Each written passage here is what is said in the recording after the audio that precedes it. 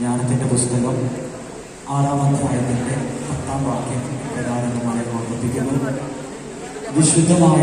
വിശുദ്ധിയോടുകൂടി കൈകാര്യം ചെയ്യുന്നവർ വിശുദ്ധരാണ്, അവർ അഭ്യസിക്കുന്നവർ രക്ഷപ്രാപിക്കും.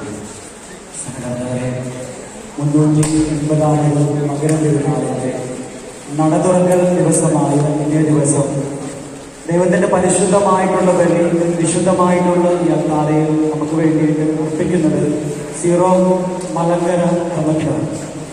നമുക്കറിയാം, തിരുവല്ല രൂപതയുടെ മെത്രാനായിട്ടുള്ള